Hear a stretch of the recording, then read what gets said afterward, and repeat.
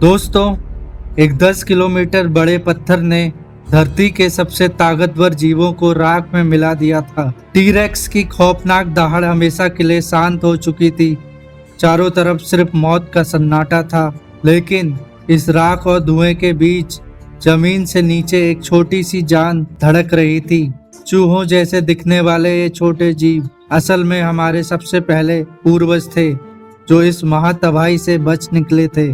करोड़ों साल बीते, धरती के जख्म भरे और एक बार फिर घने जंगलों ने जमीन को ढक लिया। हमारे इन छोटे पूर्वजों ने विकास किया और पेड़ों की ऊंचाइयों को अपना घर बना लिया। ये थे प्राइमेट्स, यानी हमारे बंदरों जैसे पूर्वज।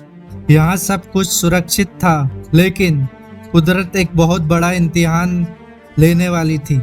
अचानक मौसम बदलने लगा, बारिश कम हो गई और वे घने हरे भरे जंगल सूखने लगे। उनकी जगह ले ली अफ्रीका के इन लंबे और सूखे घास के मैदानों ने। अब पेड़ों पर छुपने की कोई जगह नहीं बची थी। जिंदा रहने के लिए हमारे पूर्वजों को पेड़ों से नीचे खतरे से भरे मैदान में उतरना ही पड़ा। लंबी घासों में छुपे शिकारियों को देखने के लिए हमारे एक पूर्वज ने वो किया जिसने इतिहास बदल कर रख दिया।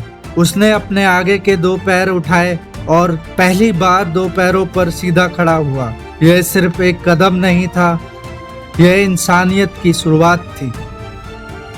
सीधे खड़े होने का सबसे बड़ा फायदा क्या हुआ? हमारे हाथ आजाद हो गए, और इन आजाद हाथों ने जब पहली बार एक पत्थर को तराश कर धारदार हथियार बनाया, तो धरती के सारे नियम बदल गए। अब हम डरे हुए जानवर नहीं थे, अब हम स्टोन एज के शिकारी बन चुके थे। लेकिन मैदानों में अकेले रहना मौत को दावत देना था, इसलिए हमने सीखा साथ मिलकर लड़ना। अब हम कमजोर नहीं थे। अपनी एकता और नुकीले हथियारों के दम पर हमने बड़े से बड़े शिकारी जानवरों को धूल चटाना शुरू कर दिया। ये इंसान की टीम वर्क की पहली जीत थी। फिर एक दिन 2 पत्थरों की रगड़ से एक ऐसी चिंगारी निकली जिसने पूरी दुनिया का चेहरा बदल दिया। आग की खोज। इसने हमें न सिर्फ अंधेरे से रोशनी दी, बल्कि कड़कड़ाती ठंड में गर्मी और जानवरों से सुरक्षा भी दी। अब हम रात के सन्नाटे से डरते नहीं थे। आग के चारों तरफ ही हमारे परिवार और समाज का जन्म हुआ। गुफाओं की सुरक्षा पनाह में हमने एक दूसरे से जुड़ना सीखा, अपनी भाषा बनाई और रिश्तों की अहमियत समझी। यहाँ से इंसान एक जंगली जानवर से बदलकर एक सामाजिक जीव बनने लगा।